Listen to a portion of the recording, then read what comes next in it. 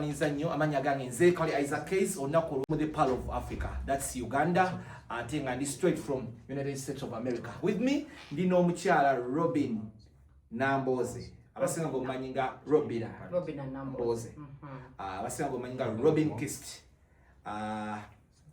Ayambala enkofiira nnyingi nnyo, mufumbo, mama w'abaana, ali mulaavu, alina n'ebirwa bingi. Nice seeing you after. My brother's son. Good to see you. Good to see you. How are you? I'm okay. Kuri kenyonyi. Kuri kenyonyi KAIYZ. Enyonyi mweri mpola mpola. Katukuta musama. No. Ekyaba sama abe mange eri South Africa twakibalekera. Mwakibale okitegedde. Era nga bagamba basamaavu. Fe tuba tukomyewo ko waka tukwasiganye ensonga naye ng'oli otya? Ndi bulungi tia. How are you? Onyiridde. Mwana nina bandabirira. Omwami mulabye. Musajja abikola. Nkulese ku KAIYZ-AMERICAN dream because you are the American, and because I know you've traveled in the UK, you've been in the UK, you've been in America, different states. Yes. Tell me, what's your story? My story is going to the diaspora was not a choice of mine. Yes. So a lot of people speak from different perspectives. So I'm sure a lot of people have heard me talking about my dream, especially my American life or the British life. We all have different perspectives, and by all means, when you get up in a into, I'm not giving everyone else's experience. Yes. I am giving my Robin and Nambo's experience. So first of all, going abroad was not a choice of mine. I was young. I was 11 years old when I moved abroad. Then natangotwala abaana be. Yeah. Kati nange nze nagenda mu 2000. In fact, that's when I stepped foot in London. The first time I left the country was in 2000. Well, 11? Yes. How old are you now? Baya. 11 plus 25. Tukute wano ye. Ngenda mwana. Ati togalabika. Ngenda mu 40 years. So when it's the journey in London started off. I was young, so I was a dependent. Banga obera mmekono gya mama oba taatawo. So nebo banga toyina bipapula, mama waba ayina ebipapula. Osobola okutambulira ku bipapula bya mama wo. Yes. Okitegedde. So kati nze mbaddeyo awo nemberawo myaka 7. London. Yes. So nentuuka ku time nga I want to go and study in America. Mama US.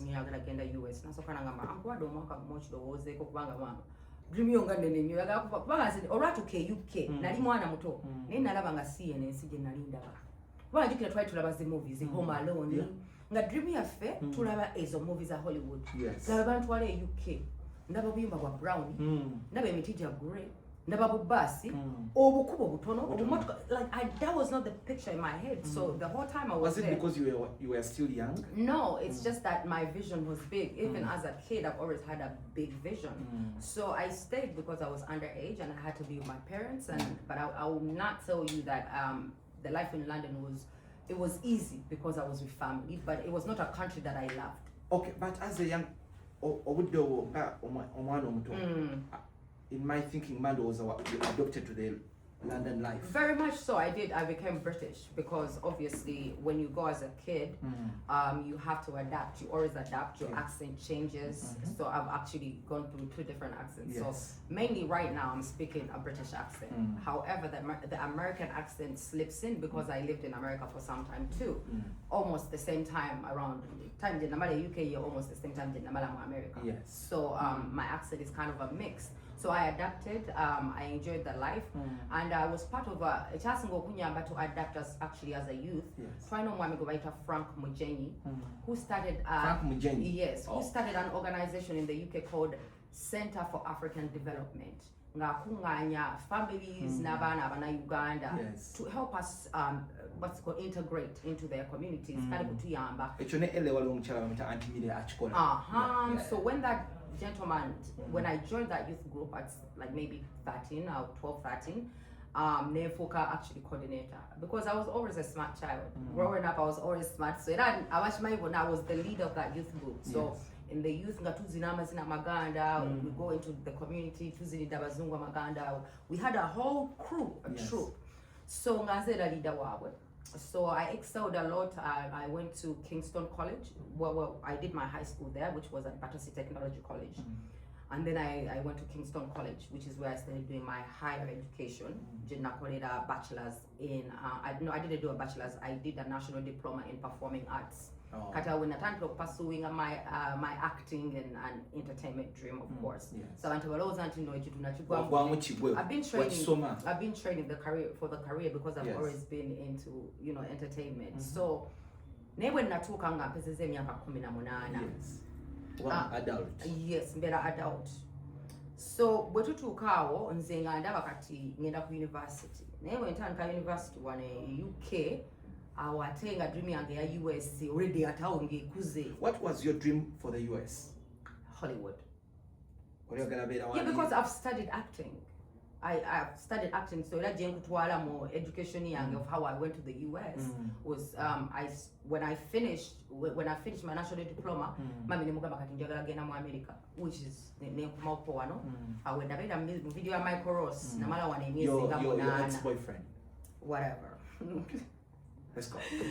So ndabera weje emyezi ejo nga 8, then in it was 2007 is when I moved to the US to start going to school. 2007. So I moved to Seattle, was the first place I went to. Pierce College. Pierce College. Yeah, and I was doing an associates in fine arts, associates in arts, which is an associate's degree. It's only 2 years. You do in a community college. So I studied at Pierce. I was there for 2 years. Nembera community ya Uganda, Seattle. Community nga nungi nga Uganda baagaliza bayamba abeeyo. They were really nice people. Okuva London not Uganda okugenda US watuukira wani? I went as a student, so era was house shares. House shares are students. Yeah, it's other students. Kubanga zenaye awo nkolagana n'abazungu kati abazungu ne batwaga nti wabeerawo house shares is other international students. There's always those facilities, but we are with that information. And so who was meeting the bills for Pierce College? Because the one and only the late Princess Olivia Nantes, my mother. She worked so hard. Because it's crazy expensive. Very expensive. I used to pay $8,000 a semester by the time I went to school there. I think I did more. At the community level, it was a bit cheaper. Per semester. Because it's community college, but when you go to a 4-year school, then it's more expensive. But I went both to community and a 4-year school. And this lady was footing the bill. Like she worked so hard to get me through school. So Wamala associates. Wamala associates in arts, Pierce, then graduating with that degree, associate's degree. Katineva, ningeda ku Northern Illinois University in Chicago. Yes. So I went there, and I was there for 3 years. I studied there for 3 years, so I never finished that degree. What happened? Simply because my mother was working so hard, I could see the toll on her health. I could see the toll on her, and binali soma byali bya acting nenga atenze dabandi mu nengo genda bikola ddi nenda soka wuliza nti jengenda nganze dabandi mu kugu. I could have finished because my mom was ready to sacrifice her life to see me go to Hollywood. Nena genda olaba nga mama wange akola nnyo sente zasasula nnyingi nnyo kwegamba nga ndaba student loan obudobo ate osobola ofuna student loan as an international student. You can't. Waliteweewaayo. That means no, I went as an international student. I understand. I was on an international student visa. So at that time, I say what day young and visa your student. Oh, okay. So I wasn't trying to pursue citizenship or residency. I wasn't pursuing that. I was simply as a student being taken care of by my mother. Okay. So then again, ulabanga life very expensive. Ngana mama ange bonya already. Ngandaba degree already. Ngandaba mwezi Uganda. Yes. 2010 is when I came back to Uganda. Not an TV career. Then you ku NTV. Mu Chicago. Sources have it because I've been to Chicago numerous times. Yes. You turned out to be a wasted child. Well, actually, is that the time Wazara? No, actually. Is that the relationships back and forth? See, Ugandans. I want to let Ugandans know that if you sit there and you believe everything you see on the internet, then you are such an idiot. You know what I mean? they don't do research. Even the bloggers, you silly bloggers who think you studied this thing, you just write baseless information that you have no proof about. That's why when I finally come back on air, I'm not going to work for any TVs. I'm going to come back with my own production, and I'll show you what real journalism means. Yeah. Because you have to give people real information with actual proof. And research. So when I was in Chicago, I was a planned kid. I was being paid for school. So all the Ugandans who were there, very jealous because they had to. Yes, because bari no kubecheyo. Zenali sina kuba cheyo. Ngandi ku student visa, tosobola kukola ku student visa. Ate wansiwemeza. Wansiwemeza nali nkola. Kalora ni siya to wansiwemeza nali nkola. Ngandi no mwami kubakolera Joshua Kalebu nga nkola mu engineering office ye. Ngansasula. But in Chicago, I had a man. Abatamanye eri amrindo yali bang ebiseeri. Okitegera ngandabirira. Ngansomera dika. Yagenda okusoma. Olwagudde mu mukwano. No, when I get okusoma already twali mu mukwano know your guy. So he was my childhood sweetheart. Si jumping zinze be am relationship ngampanvu. He was my childhood sweetheart era when I visited London we were dating. So when I moved to the US, it was pretty much we were together but now. But still era mu community ya Chicago bagamba wa disorganizing obulamu bw'omwami. Atentya. Yes. Kati no bulira. But number, so it's the first reason why actually, I'm so glad now I get a chance to speak my part. Speak your so part. I was telling what happened between you and when I went to Chicago, I was a student. Nga mama wange yakolachi, yansasulira, yankolera buli kimu. Nga ba wange abeera mu northern suburbs. Okitegera Chicago. Nze nga toma nje mbeera nga mbeera Dikau. It's like an hour and 45 minutes away. So bibagamba nti na disorganizing obulamu omusajja nali sibira n'okubeera tetubeera mu maka geegamu. Nze nga mbeera ku ssomero ye ng'abeera eno. Okitegeera mukozesa endagala all that stuff. Ebyo bye bakugamba is all baseless information because in Chicago abantu be nali associating nabo bali ye family ye and a few girls, but I was always with the international community because I was never in Ugandan community. Every time I would go in the Ugandan community, it's because my man would take me there. And when I would go, the girls would all hate on me because he was the sexiest in the place. So out of state.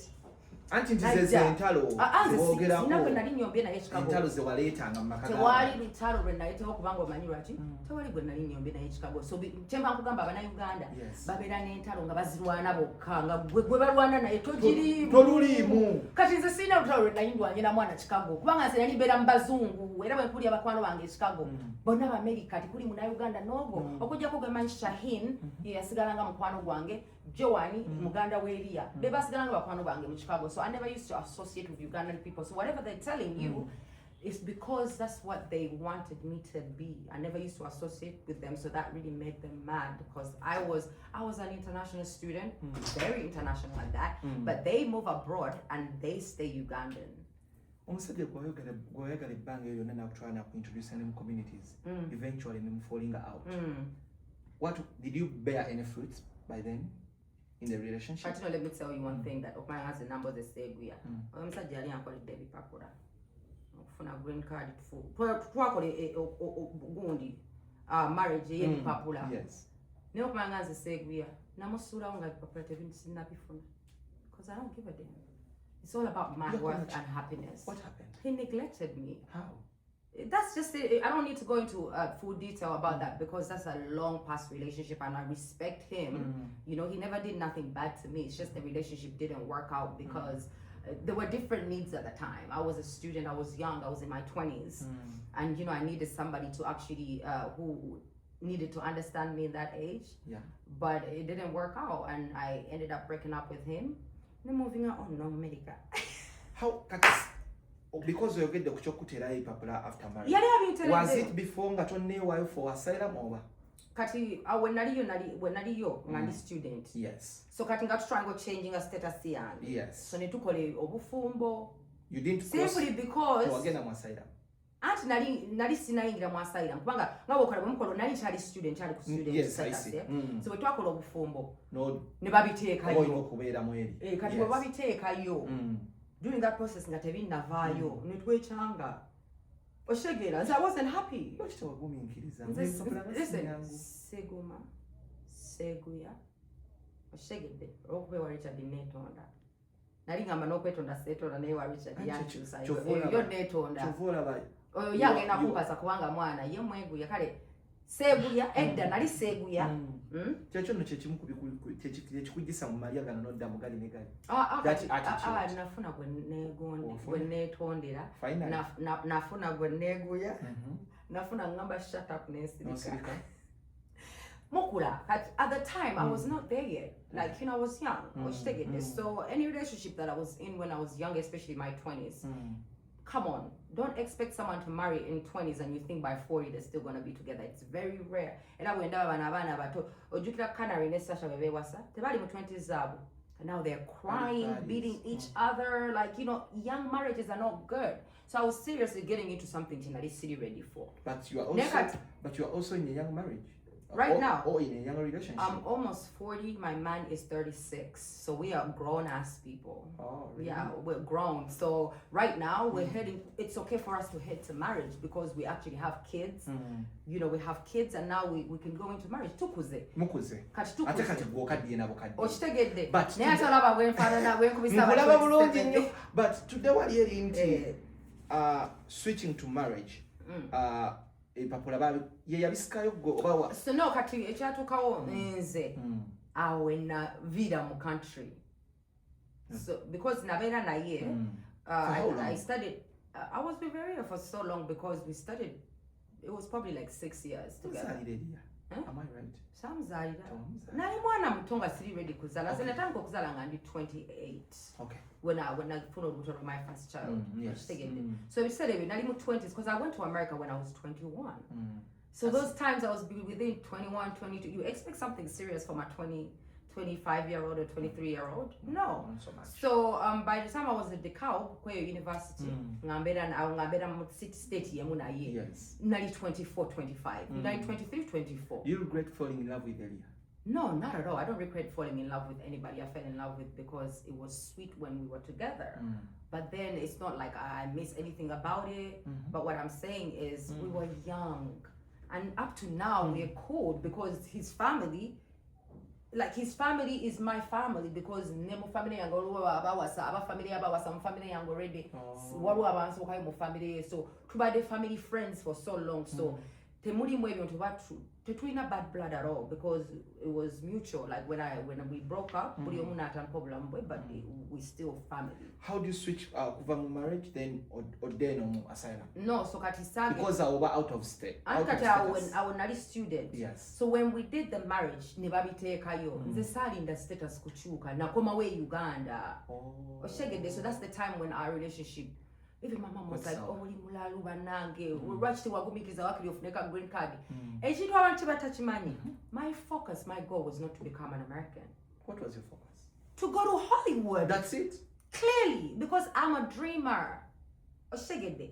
Abasinga bagenda bweru kufuna bipapula. Nze sagenda bweru kufuna bipapula. Oshegede. Nagenda bweru ku following a dream era ekyakumyewo nga ndaba dream ejja kuba nzibu okutuukiriza tugambe nti dream yakulema yo yannema eya America eya American dream. Yes. Yo yannema nalaba nga ate the Ugandan dream was easier kubanga kati wenkugamba nti I came back here in 2010 not knowing anyone no OBs or Gs. How do you think I ended up at NTV? Because of my smarts, because of my talent. Login. Not just login, nasokram hot steps. The time Gabana Kenya with the management. Yes. So they saw my talent, they saw me, and they actually gave me the opportunity. So kata when Navida mu America 2010 then kuma wano. Njagala kusala kirime before. Because wabera mu states is so almost 7 years. Almost 3 states. Yes. Or more. Oh, I've been in more states, but the states have actually been. The states that where you've registered your residence. Yes, it's been about 4. About. Where I've been a resident and I have an ID for them. Seattle first, then it was Boston, Massachusetts. Yes. Then it was Atlanta, then LA. Those are the 4 states I lived in. Kyekikutambuza muzino zonna apart from school? Nali noonya weather nnungi bwe naviire Boston. Kati olaba omulundi gwe nasooka okubeerayo the whole time nasooka kubeera Seattle then Chicago. In fact, Chicago sigyogedde. That's 5 places. The places I was in for the longest was Seattle ne Chicago.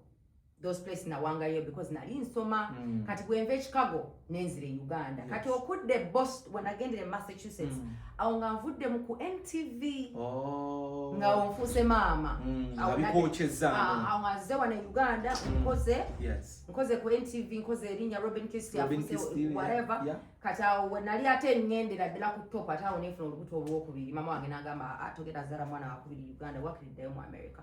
I was in America when Massachusetts. How was your story in Boston?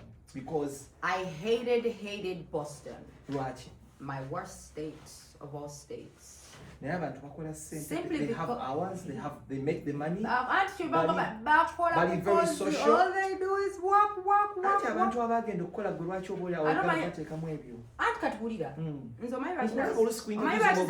I America, work home. No. What did you go to do? Listen, I told you, Sagenda Kukubacheyo. That's what I'm trying to tell you. My perspective of speaking about America or UK is not from anyone else's perspective.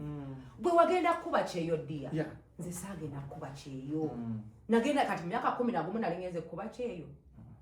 Kati nze life yange yewe natandika lwakuba nagenda kusettolinga ne bazadde bange. Ogenda mu America ogwasoka jukira nagenda kusoma. Kino kibagamba. Kati ogwokubiri ate sagendera kuba kyeyo nagenda kuzaala mu America. Kino kyenjagala okulaga. Kyebagamba nti okutwala omwana nga muto. Oluusi obaleka ne bakulira ne bakulira nga ffe twakula because abaana bootutte basala. Are you part of them? Nedda. And I'm sure you are. Omanyi lwaki balowooza nti ndi omu kubasala kubanga nze nasalawo okuvaayo. People think being abroad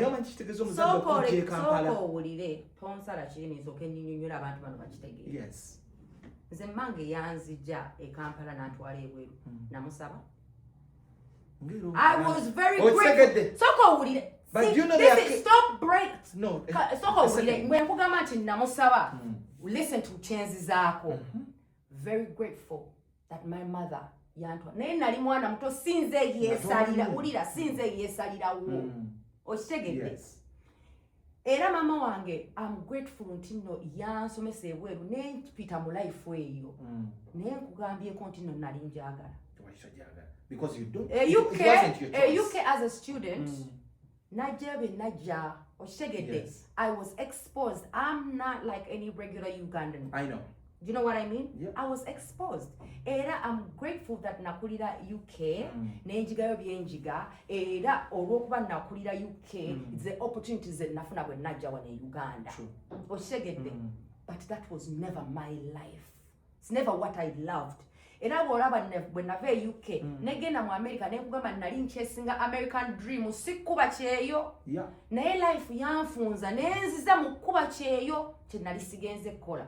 Kubanga life yatuuka mama wange nangamba tusazaala mwana wakubiri Uganda genda muzali mu America ningenda ne Romere yali 1.5 nengenderako ne newborn kwe life eyo jimanyi ngoli single mother kati abagamba nali sikola how was I to work with 2 kids with no nanny and everything nti obsente bwe nali nkola bimanyi ebyebweru natuukayo nga mbeera wasenga era senga wange oyo Anet Kamya mwebaza nnyo kubanga ye yali mama wange e USA okitegedde senga nasoka nambeerirawo naye nga nange nina okukola ki okwetongoza kati okwetongoza nalina okukola natandika okukola nga senga nyambako ku baana wano nawali naye nga naye alina okukola kati nze nga nkola ki ku wooteeri e Barrington ne wooteeri gye nakola kuba double tree oba ki nga nkolayo Barrington senga nga omwana wange muweere Rochelle myezi 3 ng'alina emyezi 3 natandika okukola nga nkola kiro omwana ekiro lw'olina omuwa amabeere nganze nga pampinga ngaleka mu boto nga senga agamuwa nga nina okukola naye nagenda olaba kati bwe nava ewasenga nga nange nina ofuna ennyumba eyange ne movinga era nina omuwala bamuyita Dorcas Kimbwa y'omu ku bawala bampanga ebipapula ekyo nakyo gye kiri nti netwakolako mu bipapula by'abantu abalala naye emboozi zino omanyi lwaki gwe njagadde ddala ozoogereko kikola amagezi okwogera ebintu ebyo ku mukutu ng'ate abantu bangi bakyayita mu process omanyi lwaki nkyogera era ndi mu kukyogera mu Luganda sikyogedde mu Luzungu naye bino ebintu obiraba abaana tulina tobola nze gonga manvumirira America nze nkuyita sensitizing omwana agenda eri nga tamanyi nti nno okutandika okukola oluusi gwe nga kawali Isaac wata nafuna documentation work permit olina okukola nga sejjo mbadagirasi oba oyagala okukola ate ng'okimanyi kibeerawo. This is sensitizing kubanga omwana agendayo nga tamanyi nti kibeerawo bamuwa erinnya ly'omuntu atuke ku mulimu bamuyitaba. So if I tell you this, you go with a mindset that I might be called somebody else, so I'm training my mind that I might be called by Inzo Computer Dokasi. This is giving information. Kukuba. Kubanga abasajja bange abasinga balaba ne baga akawala ako bakabakide. Choka tugere ku Boston yo ngayo. Ogambye yo it's a nightmare. Naye okkiriza nti abantu bakolayo sente abantu balina hours. Abaana bakola nze sikigamba ko nti abantu bakola sente. Nebwe toyagala wulira. Abaana bakola sente bwe. Naye nga bwe nkugambye buli omu ebizibu ebimutwala ebweru bibira bizibu byanjawulo. Era njagala nkikatirize ebizibu ebyatwala ebweru si bye bizibu ebyatwala abantu abalala. Gwe sikiwanti na bizibu byali byamaanyi kubanga nze tebyali na bizibu byali luxury omanyi mama okugamba togenda zaalira mwana mulala Uganda genda ozaalire mu America n'aleeta 5,000 n'asasula tiketi z'abaana babiri nze ne Romero ne tulinnya ne tugenda mu America neza nagenda n'ebyezi mukaaga egya Rochelle nezaala Rochelle kati omwana okuzaala Rochelle kwe kutanga protecting nkyanya life naye nagenda olabanga life y'abaana namboze oli mukyala muzadde yes fenna twafiirwa abazadde mukama balamuzikisa naye olowooza kweyo byonna byeyakukolera olowooza yasanyuka nga ofuuse kino kyali today ng'ate ye kyeri akulabira walala KAIYZ kiki kyendi kati sooka onkimbulire gwe explain it to me gwe kyolowooza kyendi nze kyendowooza kati nti omuzadde engeri gye bakuba ebyeyuna nkulaga engeri abazadde gye babonaabona naye bakuba ebyeyunaga kanfune papula ntwala abaana agala abaana be babeere mu setting eri oba baveemu a much more better person than I am today or you are today. Yes. So kati mama owange wali oyogeddeko naye nga tannafa yakugamba byansuubirira ekyo teyakimga. Thank you very much. Kimutamanyi nti mama owange 10 days before she died I spoke to her.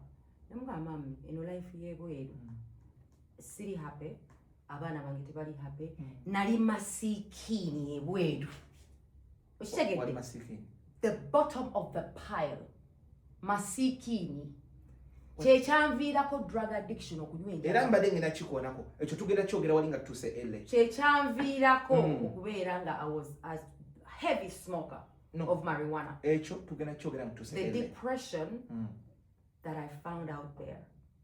I have to take care of children. I resorted to drinking Hennessy. I would buy my Hennessy and have it in the corner there. So every time I'm stressed, I take a little sip. But guess what? I took care of my kids. Government teriyembingirangako.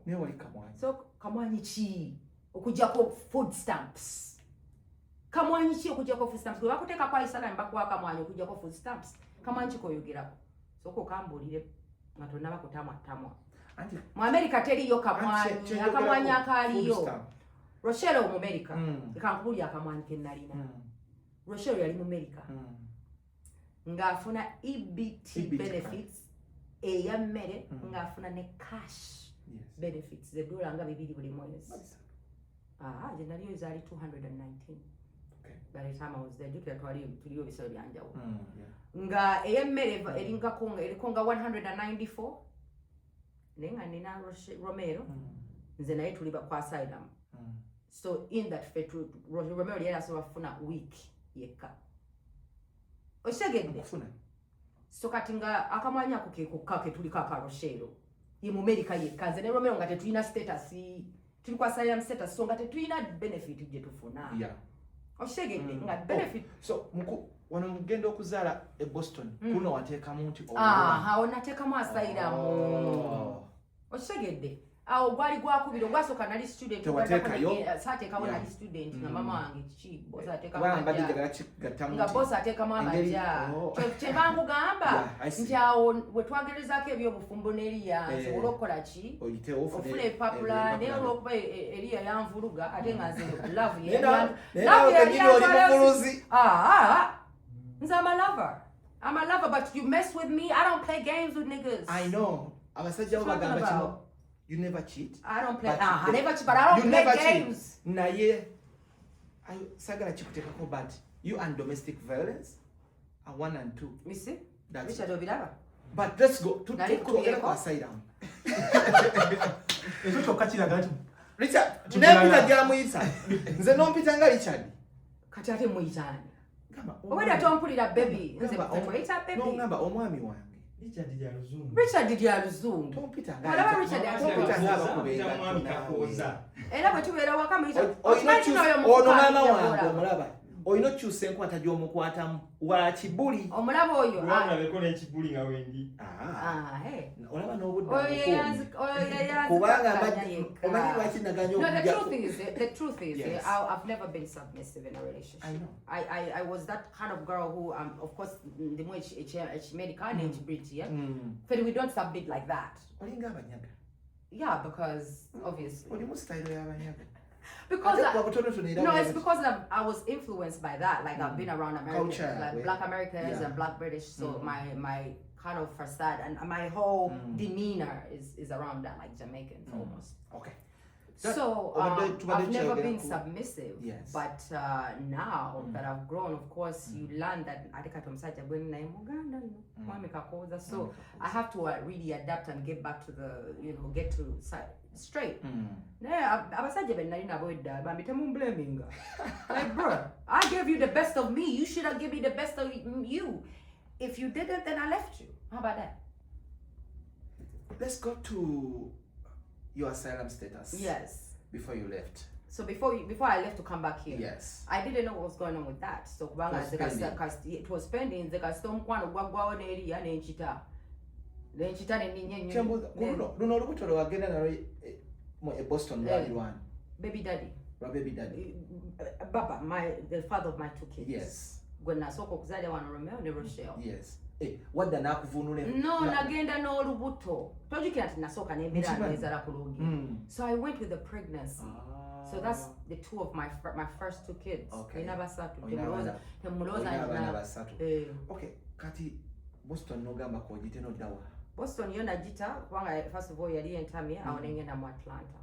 Georgia. Yes, Atlanta, Georgia. Ate nga mu Atlanta bambi teri munayagala ayinza kwankwaza. I was not in their life. I used to work, but life you're becoming a hard. Obobera n'abaana ebulaya kizibu gobimanyi obalabye. Because olaba at that time when I lived in Atlanta nga newe mbanjagadde okukola omuntu gwolekera abaana omunayuganda bano bajjajja bayinza okutwala nga $25 kati goyina babiri.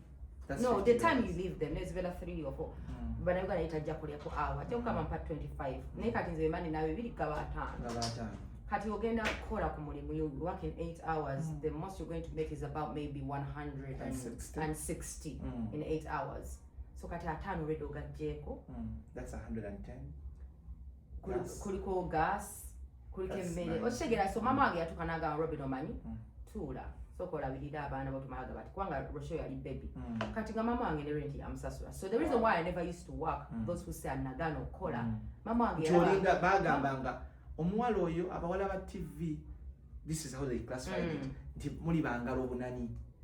Nadala babadde mu limelight kyovola ekyo kibalema nnyo. Kati singa nalingalo obunani. Amabina g'abakadde nandigasanguliddewa. Nze nasangula amabina g'abakadde nendabirira abakadde nga ninayo omukadde gwe ntwala ku dialysis gundi mu Atlanta nakolera Trumac abamanyi Trumac yali gundi agency y'abakadde nakoleranga Trumac nze nakolera mu bakadde neva nagenda okulaba nga bannansi home bamenya nenzira kuba home visits nga nina gwe ntwala mu dialysis okitegere ennaku 3 mu wiiki naye gwe omuwala yalina associates at least waliyingidde ekiduuka maybe nobeera manager something of that kind. Kati nakola ku bakugambye retail mulimu sente kati labayo abakadde yes batandikira ku $15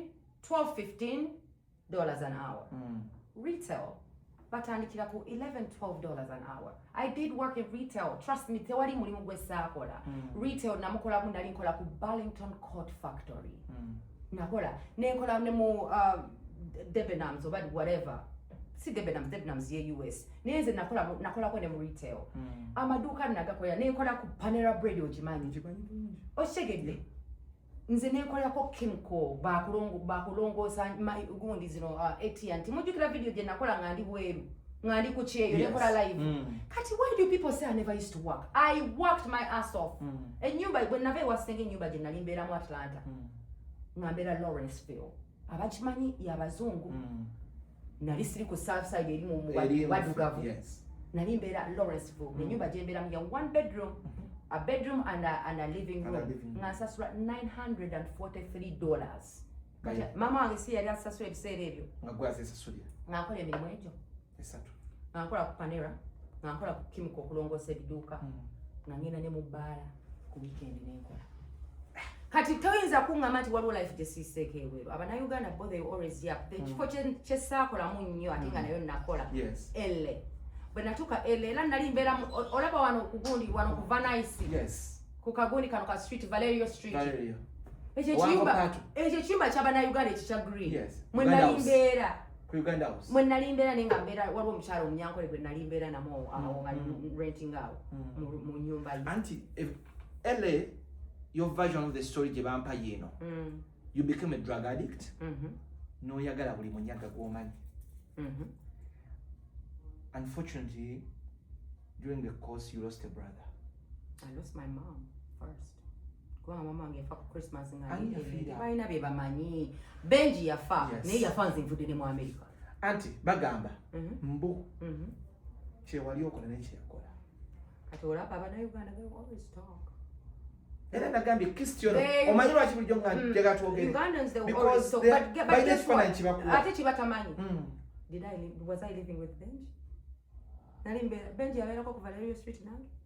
Nali sibira na Benji. Katola bwe nagenda mu America ekirala era.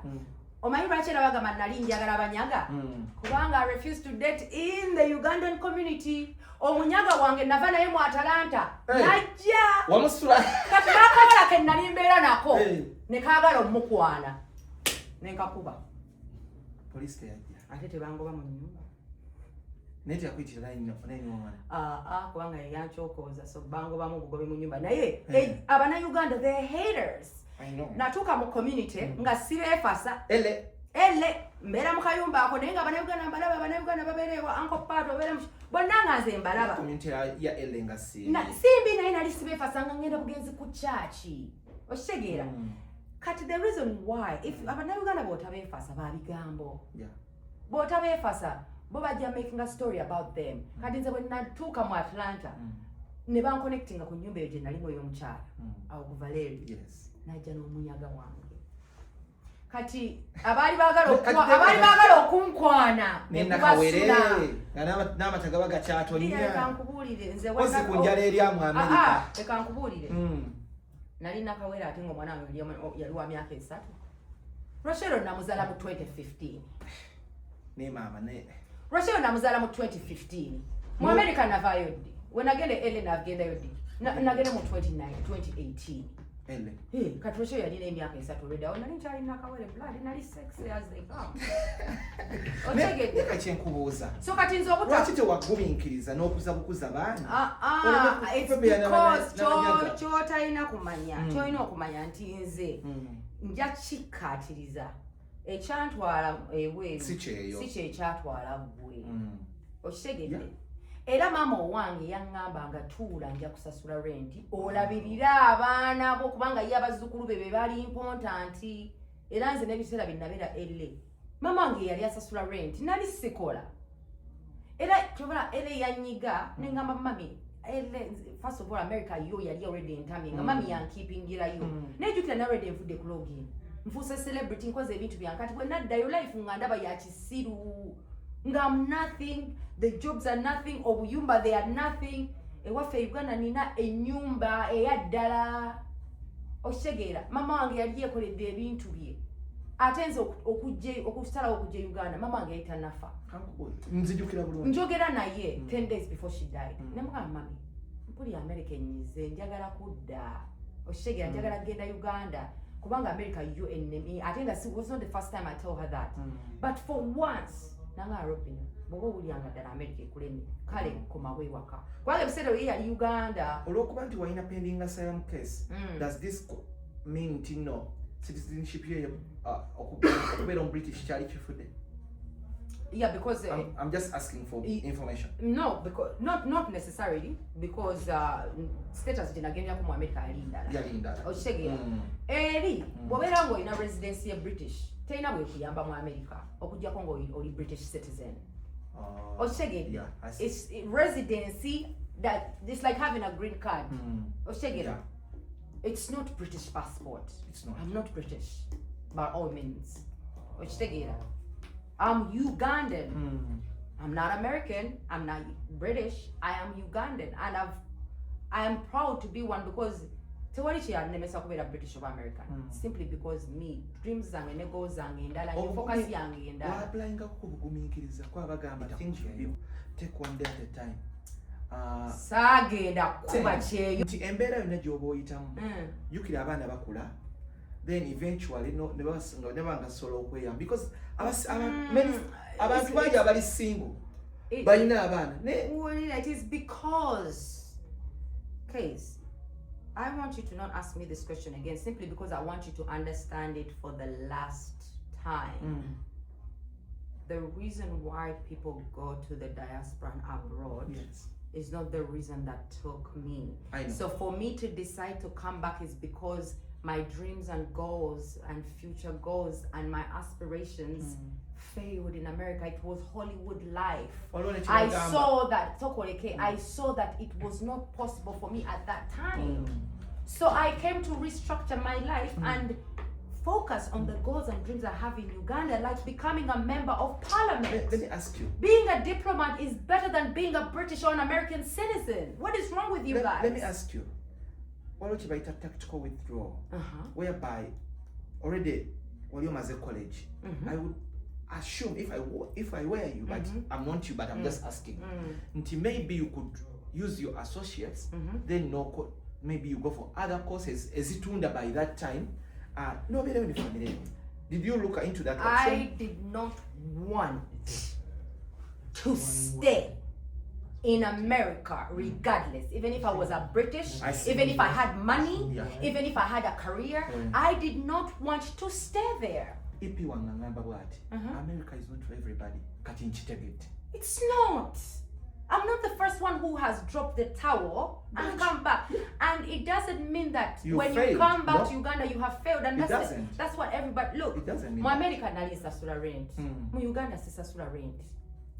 Mu America nali sisobola kukola zino njala buli mwezi. Mu Uganda nzikola, I can do it every week if I want. Yes. I can have hair for 2 weeks and take it out.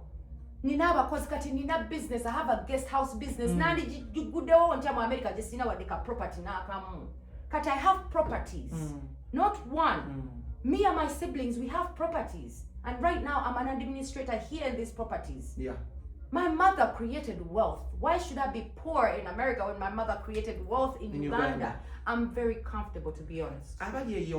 America nga bagamba kikyabakutte decision ekyabaleme maybe bamaze 20 years tebalina ipapula maybe nga babifuna naye nga they want to come back to Uganda. Advice kijobawa because you're in a perfect position right now. Nze mbagamba si kyangu naye osalawo kyakusalawo obusazi bwa Katonda. Kubanga nze nasalawo nga sigamba nti nina ssente zendubiridde Uganda, sigamba nti nalina zenkoze ku kyeyo kubanga nali sikola, najja n'amabugo. Wow. Kameka. Muga Katonda najja n'amabugo na kusimya kwaliko nga $600 mu mabugo. Kati bwe natuuka wano abantu batandika okumpeereza naye olwatuuka wano responsibilities zange ne zijja because as soon as I entered my house ez'obuugi eza sukaali bulumbe buli omu yatandika antropina twetaaga kino antropina which my mom warned me omanyi omuntu waba agenda kufayo alina byagamba mama wange yaŋŋamba mwana wange kimanyi America ekumenye naye bino byonna byoyitamu bikugetting ready for the life you're going into. Nangamba ogenda funa sente nyingi naye ate ne responsibility ogenda funa nyingi naye kyolina okuyiga kintu kimu money management because ye alabika ye yali efirima nti agenda okitegeera but I thank her very much, grateful because she yali alesa tutegekedde KAIYZ singa mama wange yali tategekedde singa naddayo mu America nenkuba ekyeyo kindeeta okubuuza because kati tuli ku same page by the way byogera mbyagala because tebiyamba nzika but n'abantu and I really like that information. America is a lonely place. Nze nali simanyi sort of a depression. Wembadde nzija depression bagiyitamu ntya to reach that extent no you were smoking. Depression yankwatira actually depression yankwatira ku Northern Illinois nga student Chicago. Yeah, so when I was in school DeKalb, first of all, it's in the cornfields, so it's like the town is moody, like it's a windy city. Weather first of all, weather is also depressing. Kati, for us as students, any student place, you're drinking, you're smoking, you're having fun. Yeah, like they're vaping. They're always vaping. So you're having fun. College life is fun for everyone. Life is very fun. So I was in the student life. So with of course first of all I was a what's it called? They call us theater kids. Because we were studying. I was in the entertainment theater school. So obviously we drink because in the nalikirawo kunywa beer ngandi 18 years namuddamu ngandi 23 nenga omutandika ku myaka emeka ye 15. I started drinking like casually when I was 15 in London. In London everyone used to drink, but I never smoked when I was in London. I was too young. So we started drinking. About my year. Never and go get up beer drinking. Is any 16 also? London? Yeah. 15, but they have the pop alcohol. Yeah, but yeah, but one in the States bagamba 21. 18, no 21. UK is 18. UK is 18. States is 21. So UK neko 15. But by now wine coolers, 1%. So ngaba kutugulya Lambrisco, Pink Lady. My mom would buy them. Kataga tunywe Stella twawabwe. Because my sisters were older, but for us, so I started testing alcohol at 15 years old. But then I stopped at 18 because I saw that so the sat down kunywa mwenge paka ngani myaka 23 ngandi Northern Illinois, Chicago. When I actually no nadamu ngangeze ku Seattle college life. 21 is when I started drinking again. So now at that time it was still cool, but then when I went to Northern Illinois, of course, weed was introduced. Who introduced it? Friends. No, actually, I started smoking weed in Uganda. When I came here, you see, between 2006 that when I came UK, Nezja ni mara miezi munana ndio came back student. Yes. Kata time where you. I went not time smoking out weed. But then it was just like recreational, obviously, because I was old enough. I was 21. Like when you're 21, you do whatever the hell you want. I know. So then when I moved to the States as a student, I already knew what it was, and I was in stuff. I used to play basketball. I played basketball too. You know what I mean? Like I've done great things in my life, but people only tend to see the bad things that's on the papers. But I've lived a full life, and I'm still living a full life. That's good. You know. So you're in college. Of course, you gotta smoke when in college because it's the thing. Give me a bag. It's the thing. So we was smoking, and it was always fun. But then depression kicked in when I was at Northern. Illinois. Broke. As a student, you're always broke. I started missing my family very much. So, and in the environment I was in, so we would smoke and just to get away from the depression, like you would just always be sparking one up. Yeah, you spark one up, or maybe you have like a Hennessy in the back. You get a shot, like before you go to sleep, you shut it up and you smoke a little and you go to sleep because you're stressed. Orusi obatoina musajja oli bwomu okitegakyo as the men I always had to have a man kubanga mwana. It was tough out there if you don't have so it's called you don't have a man. I can, but I'm a beautiful girl mwana. What's the longest that you've lived without a man? Maybe 2 years. The when I longest? was in when I went to Boston. Boston ebyali byawe tebyakugiramu Byali tebinsobola bulali byali be Boston. bangambe Boston basabiriza bo basabiriza naye olaba nze nga bwe nkugamba nali nekipingira mu communities ndakati ate nagende Boston. Yes. Nali nkyalina baby daddy nga kyaliko ku gaadi kati awo nemala emyaka ebiri nga you know I'm not with anyone. Yeah. So era okutandika like fooling around, it was after those 2 years. Wasibira ebuguyo. So LA you're making it a daro hating America because first of all Van Nuys is a real ghetto. Obera Navaspana. Van Nuys it's a ghetto. You don't think it's a ghetto? I don't think so. Spanish people everywhere. It's like ghetto Yavaspana. It's like the valley. It's like the lowest of the lowest for me. But LA is not about Valerio. No, it's not about Valerio. Kugambia Van Nuys. I know. It's the city I was in. I didn't see anything exciting there for me because my dream was to be in the Hollywood Hills. And I used to just see them. Nakiri ninga nayongosayo mayumba gokka. Ojozanyirayo. Nalongosezayo mayumba gokka kubanga kati look oyina abaana. Ne bwobera elle golooza Hollywood omalaga jingira mbu ngendeza nye movie. Obiraba ba actors oyina okugaba ennyintu. Oyina okunywa ku drugs, oyina okuyingira Illuminati, oyina okola ebintu bingi era Mukama yamponya buwonya because had I gone I would have given my soul to the devil because I was desperate at the time. But then God, there's a way God was like, no, this is not for you. There one way because I saw how big I was here. Era power yangu kujira be Robin Kisti nga maze kuva Uganda nenzira mu America buli munga mwana gwe wali wakali lwaki wagenda ishushi. Ekyo kintu okuleetera bana abantu abava Uganda nga balina mu kulinnya TV presenters bamawulire. Then we go to musicians, people in the art and some positions in this country. Is it very hard kizibu nnyo for them to settle in? Boba ina kola ki? It's hard to settle in, especially when you kugeya. Yeah, no, it's only hard. It's only hard to settle in if you go with the celebrity mentality there. Because we are waiting as a Robin and Numbers. I never wait as Robin Kisti. What the hell? Thank you. Tell you Akumanyi. Sakabina nange nongo sakabina kati gwani. Zinage nayo nga Robin and Numbers era sina gwe newanikira konti ndi Robin Kisti. Bobe bali babinteka konti ndi Robin Kisti. Zinage nanga Robin and Numbers era nga government ya America manyi Robin and Numbers. Oshege. Yes. So era nali nze nali kyova nkugambe nali masikini kyokanga nali celeb in Uganda. Kati like it was a quick switch. I was a celebrity moving in my own company car, MTV, with my face on the back of the mirror, to going and jumping on the bus, walking in the snow.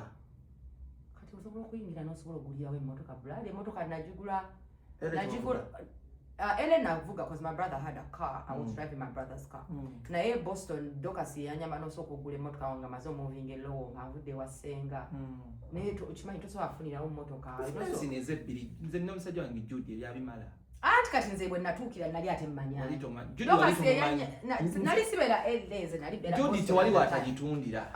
Zabo nali sibamanyi kyenva nkugamba I wasn't affiliating so much with the Ugandan community because nali byange. Do you think it partly failed? Not at all because it's a toxic community. Very toxic. What was the right to kugamba bullshit about me? Because that's who they are. They don't know me but they still found something to say. Nali nabanyaga omunyago omu gwe nali naye roughly a US wayagala abasajja bameka. Nalina omunyago omu kale ate bameka. For sure. Yingizo.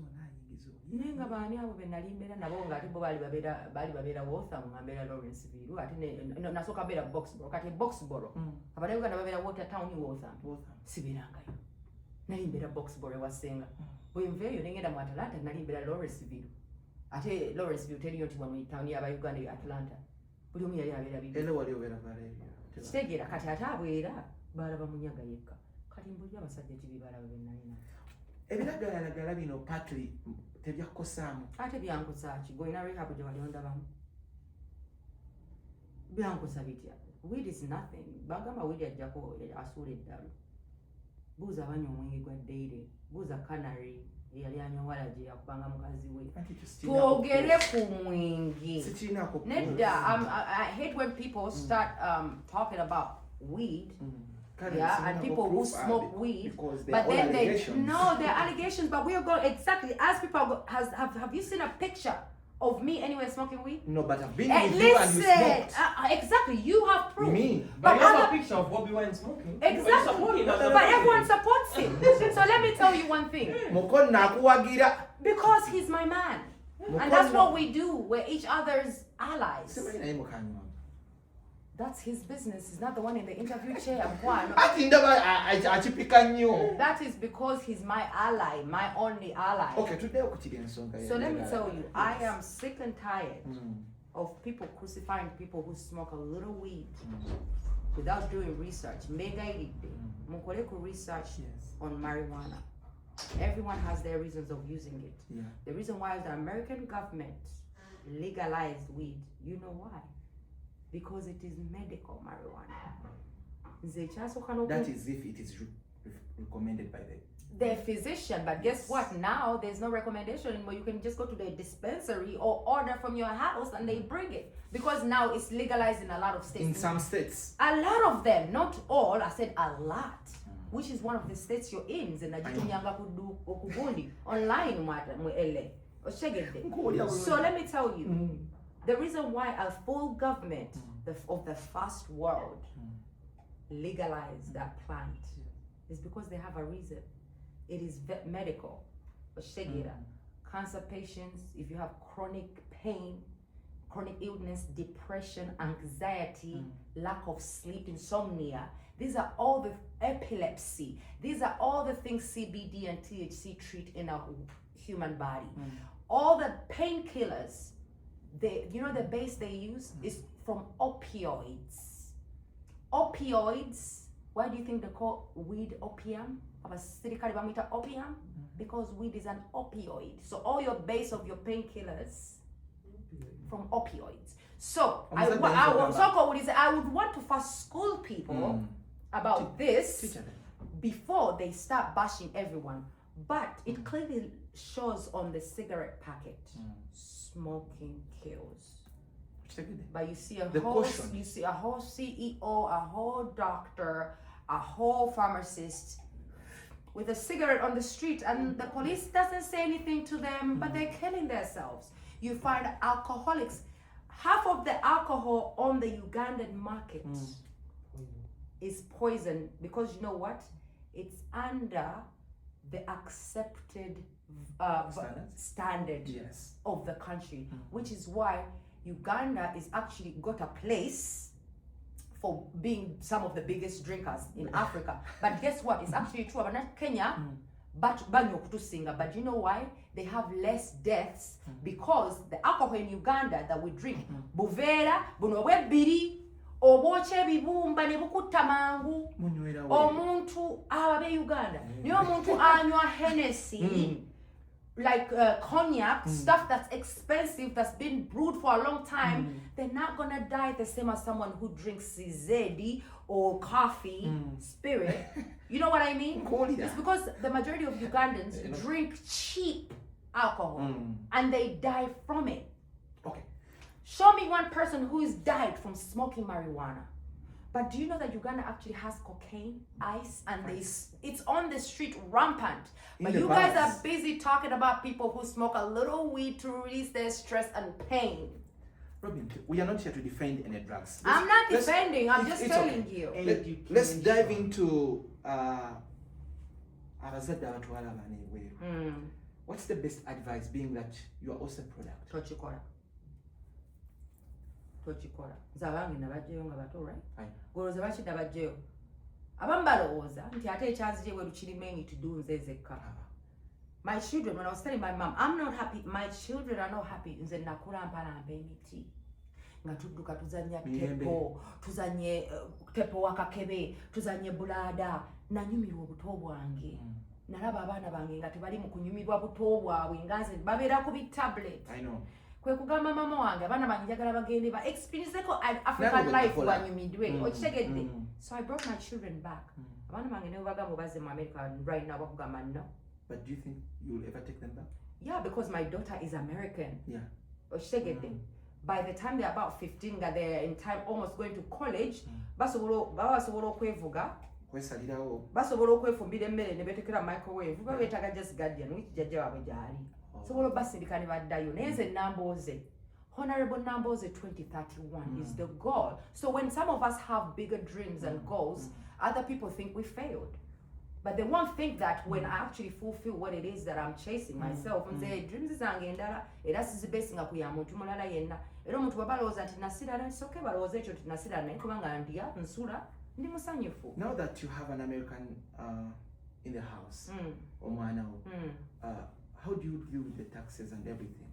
What taxes? Did you withdraw your asylum? First of all, as a boss just sagala kwogerako kubanga mwana sagala binsula mu bizibu ndeka. Ebyo bikwatagana n'ebyo so abyogerako mwana. Tuli mu Luganda naye government osobola n'oluvuunula. Ne bwe byogera mu Luganda basobola okubivuunula kati bisijja byogerako kubanga bikyali mu system. Bikyali mu system. And so omusolo gw'omwana okola otya? Ebyo byonna sobola byogerako kye nkugamba ne mbyogera mu Luganda bisobola okunsula mu buzibu sijja byogerako ebyo. Nenga gyebiri omwana mu America osobola olina omwana mu America ate nga kimu eky'Amerika gwe wakita buli kimu embassy emanyi nti waali benefits z'alina okufuna n'amasomero n'amalwaliro g'alina okugenda wano mu Uganda byonna tubirina ne EBTs kyajja abobeera mu Africa tebabikuwa babako because it's state this is state bibeera bya state si bya federal si federal banga federal yeah so state yekuwa benefits na kati government yekuwa misolo government yetuuka nebanja abaana tebabanja just gwe kyoba olina okukola ku making sure nti no checking in okitegeera omutwalanga mu ddwaliro mu system balabe nti olina ogenda omutwako mu ddwaliro just ku checking in balabe nti no system atambula eri mu system naye nga osobola okuzaala omwana wo n'abeera mu Africa for the rest taluzinga citizenship ye okitegeera because yazaalibwayo ne bwamala kune Ekyekyo omulaba Ekyekyo bamuzaalira mu America naye abeera Uganda. She's still American. She goes back and forth. So, omwana wange asobola okubeera wano for as long as they want because she's Ugandan by affiliation, by what's it called, by parents. Naye nga mu America by birth. So kati ebisigale byonna America, like as in the embassy is responsible of her here in case there's any issue that. Kati wano dealing otya ne government because omwana si muna Uganda. Government ya wano no nina kye bayita residence card. Ey'omwana. Yeah, kubanga kati wano mu Uganda waliwo residence card gy'ofuna omwana agenda beera a longer time ebeera ya $100. So I worked on the residence card because the visa ya expired earlier only 3 months yet we're going into 6 years now. So yeah, I naturally a residence card. Oh, that's here. cool. Nga bono bera nayo ne green card, na green card ya wano. Maybe wano bizibu ngebi. Kubanga omwana muna Uganda, tezo muzadde nina ndaga muntu tata nina ndaga muntu. Omanyi n'okubisibu. Tebabiwanvya n'okulanya n'okutambula ng'omuganda nsobola okubatambulira. So tewali kizibu. Naye nga life nnungi because waliwo services ng'omuberika z'asobola oku-access. Njagala kubuuza ku kubanga oyogera kati I'm talking kuba kicheyo. Of course bwe ogamba tewagenda kuba kicheyo but I'm talking kufa bagenda. Naye nga kyonna kikuba. Nakyo wakikuba. Myaka ki egyali genze? Era budde ki? Kubanga kati egijjo gye wagenderamu poteya. Nze gyali tendanigeramu gyali nno mu ogenze kuba kyeyo. Anti nkulaga nti kati ndi kugwe. Yo poteya. Yo poteya definitely. Ate omuntu wagenda ng'akuze ne mu mabubi. Nti agenda fa stress, agenda kubonabona, agenda omuntu agende ddi. Bino nno mbiraba because I never skip your videos. Nze kyenkubuulira. Not to critique you, but to pick a leaf. Just to see, nze kyemmanyi kyenjogere kyendowooza ekituufu emyaka ebituufu between 25 and 40. If you're above 40, you can go. But just know life is going to be a bit tougher for you than it would have been for someone who is below. Between 25 and 40. That's a good age to go to Ekyekyo. Kubanga amaanyi oba okyalina, amagezi oba okyalina, you can easily also adapt. At 40? No, before 40. That's what I'm saying. Because if you're 35 and you go, oba okyalimu ekivubuka ekyokuadapt, ekitono ekyokuadaptinga, ekyosobola okubeera omuniganiga, okyasobola okukwana obuwala, okitegeera. But after 40, my friend, nokukwana omuwala eri, oba olaba mwana, kizibu muko okubanga oba olina abaana first of all, omwana gwakusaba tugeze pane ya bread. Watu ozikubisa muze Uganda. Ebitabo by'omwana. Obwangu obuba bwaswitchinga ganga responsibilities olese eno. bakubira kugamba nnyimbe. Yeah. But if you go between 25, chances are you've just left university, you just finished. So otandika butandisi okuyo kubanga ati ne bwogenda eri ng'oli 25 oba tolina bukakalukanyibwa kuba kyeyate kikumenya mugongo. Osobola okubayo 8 hours zo n'ovugayo ka Uber nga toli ku pressure nti ng'ofaayo kulabirira bulamu bwo wano tolina ba Uganda bakuweereza nti oba oweerezayo ku sisters bo just kamba weereza nga si responsibility okitegedde. So now, but when you are like 35, when you're about 35, chances are ozadde omwana omu oba babiri oyoleseyo oba n'akakazi okitegera naye era amaanyi oba okyalina. Let's say we're cleaning or osobola cleaning abo wangu okola mu warehouse okyasobola ositula forklift okyasobola ogivuga oshegerera ya security okyasobola oyimirira amavivi gakyali fine osobola oyimirira 8 hours ku kiduuka oshegerera security biki ebyo osobola obikola. But once you hit 40, your knees have already started getting weak. Your sexuality is declining. Your sexual whatever is declining. Your body is fully used to the hot weather. So when you go there, chances are you're going to develop some illnesses that were down, but they're going to become more because the weather, your body is not. I'm sorry to talk about this person, and I don't know what could have led to what happened to him. But Red Superstar was okay when he was in Uganda for all the years. I don't think he was okay. Well, for me, like we never had over paintings. I don't know what his life was, but he looked fine when he was in up shower weather. Yes, he looked fine. Era tetwawulirako nti oba there were any problems with his heart. Yeah, maybe he had it his whole life. Naye bwe yagenda ebweru, I was thinking, I must have somehow I thought I feel like exposure to that weather weakened his heart. If it already had an issue before he went, that weather made it worse, which caused maybe whatever problem he got into to end up going into that whatever coma he was in. This is just my assumption. So nkugamba nti omuntu oyinza okuva wano obadde olina asthma naye nga takutawaanya bubi wana Uganda kubanga bw'otuuka eri nekisajjuka notandika okugamba olina okubeera inhaler all the time okitegedde nti ebirwadde ebimu tubeera nabyo nga biri underlying wano nga you can live with it here kati you see a sickler, someone who has sickle cells. If you go mu mpewo mukwano it is so bad already omusaayi gwo tulina obuzibu kati ate bw'otuuka mu mpewo ate gye gufreezingira ojja kubeera with chronic pains biki eddagala lifuuka eddagala era waliwo endwadde ezitasoboka bwe nti basobola ozijjanjaba naye nga life ebeera hard okubeera ng'oli life yeerira being in Uganda.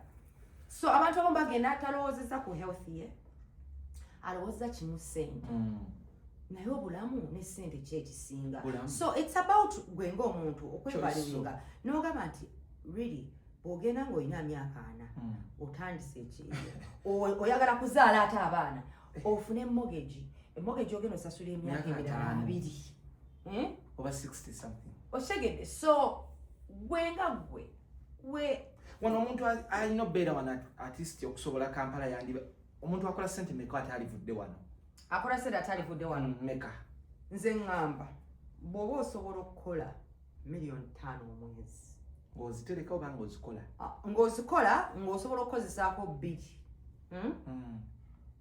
esatu ozitereka no ng'osobola okukozesaako 2 let's say for example mu rent wo n'osasulako rent biki ziri 3 ng'osobola okutetenkanyako like kubanga ffe Uganda ne bw'oba olina omulimu gw'okola era obeerawo ne bu business bw'oyiyeewo business because this country I'm very happy about it that it's easy for someone to start a small business without stringent paperwork and all that.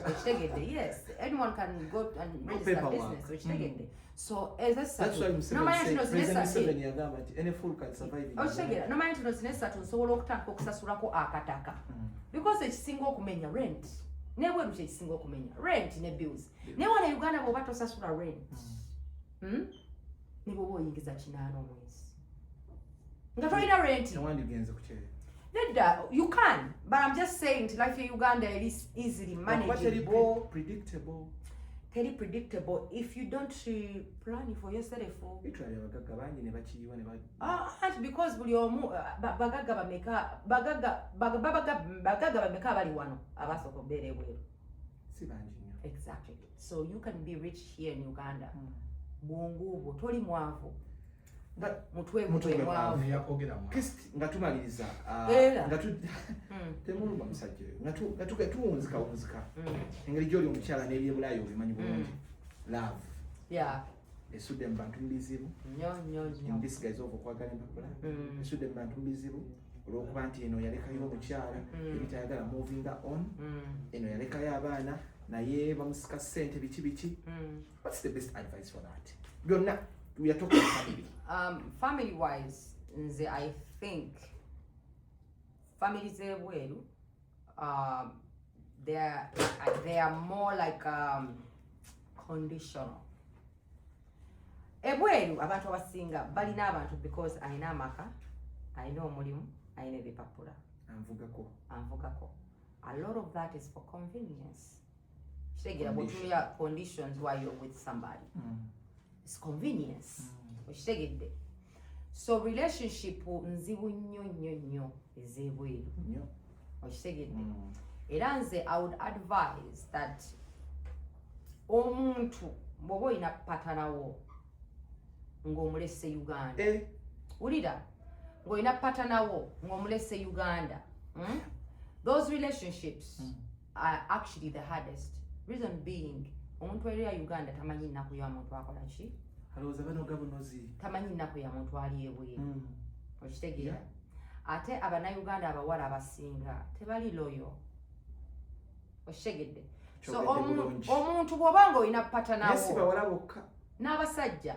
Omuntu bw'oba ng'olina patanawo nga trusting a loyalty ye wanga temaze mwenna myaka kale giri detrimental timwina abaana mwiresa amatansa amaka chances that tekijja kukola okitege kubanga nze nange nagenda nga I'm hoping musajja anja bera yoba atuzadde abaana naye chance time yatuuka nga bamumye visa paka yabambani nga kwembase nga takyasobola kujja kati nali ngenda kukola ntya jukira nange ndi eri ninda bipapula.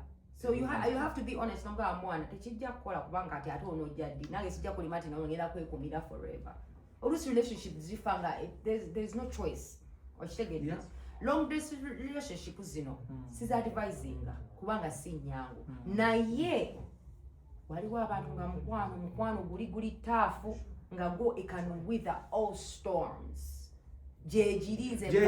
Nze manya abantu abali nga balinamu ayina mukazi we ng'omukazi agamanze bawa omusajja first of all ali kucheyo yakuterawo emmotoka akoleza ssente buli mwezi abaana abalabirira oba oyenda oyagala ki kyoba oyagala nga abaana basinga baagala basajja lwa ssente okitegedde. So it takes a woman who is loyal ali understanding or it takes a man who is loyal or it takes a man who is loyal ate ali understanding but most relationships those ones they don't work. Oshegera ate nezeweru ezisinga nzibu okuwakinga era relationship ate kasitejjamu omwana kati olaba neza wane Uganda nga muli wano mwenna nazuzajjamu emiranye. Relationships in general are not easy. It's all about one thing I know Abannayuganda tebakimanyi they don't know what loyalty is even if they hit them in the face. Yeah, tebamanyi what loyalty means or what it is.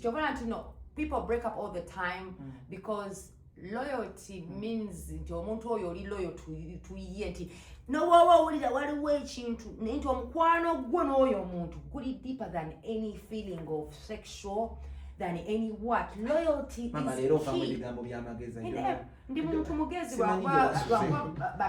wallahi Kisti bigambo byavamu lero byamagezi nasoma naawe kati nkubulidde ebifo bye nasomeramu ne exposure gye nafuna. I know a lot of things. Kubanga lwaki nkubiza challenge nosanga omuwala agenze ebulayi nazaala buzazi bagala kuzaala B'Amerika n'amaalo amaala mangi gakuzaala wana Amerika naye kuzaala amaalo agali ku baana be ku bakazi beeyo nazaala buzazi anti agala nafuna zi EBT agala funa omusolo gujje jukira omusolo bwe gujja nga buli mwana bamuwadde 10 beganamu wange 225 olina abaana 5 siste sente mmeka si mitwalo gumu 225 so kyekirazaala leta mwana azaala omwana nga 10 benefits ate abasipaana be bakola omukazi takola n'azaala busaasi azaala busaasi gwe mulimu kubanga first of all EBT bw'oba olina abaana bataano nga ku buli EBT card kugirako $200 olw'olukumi. it's a business. Giving birth is a business to some of them. nga tumaliriza njagala okuone katono ku kyempapula empapula zimenya nzireka nkubuulire saagala nakuba nakuleeta kati nzireka nkubuulire amazima amatuufu kubanga ono gwolaba amanyi kye tuwogerako kati nzireka nkubuulire amazima Epi wange namugamba omanya ng'empapula bwengende Kampala nga ku Christian kusookako gwe era na Palaaso okumanya ng'empapula zino nzibu kati nze kyavala nti nze ngamba abantu nze okubeera ebweru was not that I want to live there nze bantwala butwazi ng'omwana naye nze omutima ogwange always gwali gwakudda maama wange bw'afa nze nali sinafuna green card ne mutabani wange okitegeera yali ku pending ya interview wali ogenze myaka 5 nga sinafuna wadde interview kasaba kwakakola kasaba kwakakola nga njagala bukozi majja social security number nina etavaako terivaawo paka nga nfudde yo eva permanent oshegedde kati neza mama wange we yafa nembagamba sinza butakola ki zika mama wange nina omukyala ali eyo yali Boston nakubiranaga nawulidde nti nodda Uganda banaye mwana wange wandigumye fena tufiidde bamama baffe linda namugamba mmwe mwajja kulinda green card nze green card si yandita ku America omuntu eyandita ku America abadde asasulira sente abadde abeererawo afudde nze ntule wano bw'olwokuba ninze green card kale nabatikka paka okitegeedde zenkaluwa zirinawo ezigula card guntiketi biki obudde obwo leka nkubuulira bannayuganda kinjagala obebazaako aba community when there is something bad bakubeererawo ddira amabugo gave UK ne gave Boston ne gave LA tiketi ezo 3 oshegedde saabannayuganda obalaba communities are coming together because you see me people who know me they know I'm a great person.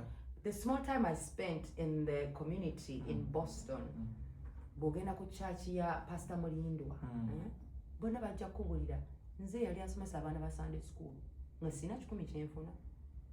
Let's talk about let people talk about the good things that we've done for communities than the bad things. Zinatuka nga ndi brand new ndi lubuto lwa Rochelle olukulu naye nga nze teacher w'abaana ba Sunday school nze bangambanga byokka akawalako oshegera kati nze kavumirira America nze sikumira nemuleke nja kwogera naye bo bwe babanga nnaku ye yabajja Uganda nze nnaku si ye yanzija Uganda aga katonda nnaku si ye yanzija Uganda being a planned kid kye kyanzija Uganda kubanga mama wange yanzijayo nensomera high school e UK so like I'm not everyone's story. My story is different. I never did any higher education in Uganda. There's none. No record of me of higher education in Uganda. So we're two different people. I want to be a member of parliament 2031 in Uganda. So chechiba chinjagaza okubeera ebweru nga nina okukola emirimu wana abantu bagirabe nti nkola. I want to serve my country. I can't serve America. That's not my home. Nalowooza muno okujoininga amagye ga America nene ngamba lwaki mbanwanira America nga nsobola okulwanira Uganda. Let me become like if it means I die fighting for my country, let it be. Okoma wano ebizibu ki ebyo byewasinga osisinkana then thank you Jesus for asking me that. To add just because of them system nga traffic lights zikola, the law works of them system nga buli kimu system ya Uganda bishi abe Uganda bakulaba ova America bagamba musama aina mu kudola bichi ekyasooka okubeera is like I got used by a lot of my family members, people that I called my great friends. Ne balya sente zange ne balya nange ne balaba nga zigwawo ne bagenda ne batandika kumunjogerako bigambo naye nga baziridde nga buli bwenfunamu bazirya kati balaba ziweddewo ne bagenda. So that's number one. I got used by actual family members who I trusted and they were really my good friends. You know, ekirala it was hard for me to get back into the workforce simply because ekikono buli wamu naye guess what, anti mu TV kikono we kyasinga naye ate when nali nga mbivuddeko when nali I'm the best that I know. I don't see anyone better than me on TV since I left. Sija kulimba. It's not. And you're not bragging. I'm not bragging. Because bayinza okudenga TV. Tewali muwala ali ku TV ekyo nkyogera yali akoze mulimu gwe nali nkoze nga Robin Kisti. Era they are yet to cover that gap. It has never been covered. Ne Caroline Maka. Ani ne Caroline Maka. Maka is my friend, but she's nowhere near me. And I also respect her. She's me my too. friend. She's a good girl. They have problems by YouTube babe Kampala. Yeah, so another problem ekikone ekyo naye ate ekyanyamba nze nali mbivuddemu naye ate abani yenyambita ekitegeera eyalwamiti eyo so gye nali nkola bali bagita short circuit. So gye nali nkolako ku abani and it was going good naye abani bagigala. Some people think I don't know. You know Ugandans, they abani bagigala nga shit also taking her off kati abani bagigala ningamba sigena kudda mu kusaba mirimu because first of all teri sente kino obusente obutono bwe twali tukolera era nga bakujjogerako ne bakubonyaabonya abamu ne baagala bakwebake nako ojamenya kunya okitegedde abamu ne baagala bakwebakeko nga bakuwa emitwalo 875 mwezi okitegedde n'aboggola kati nze Queen TV we naviirayo nali mu kamu 8 20 what 2004 no 15 when naviira ogenda kuzala Rochelle kamu 8 almost billion ne kamu 8 ngoma ye kivuddeko nga emotoka ya loan y'emotoka evuddeko loan y'essimu evuddeko okitegedde kati mu 20 abani baddeko 2023 kwanza koleka oli kwa bani omanyize bali bansasula akakadde kamu ennaku mmeka it's full week kati nawe 5 days daily. That's 5 days a week.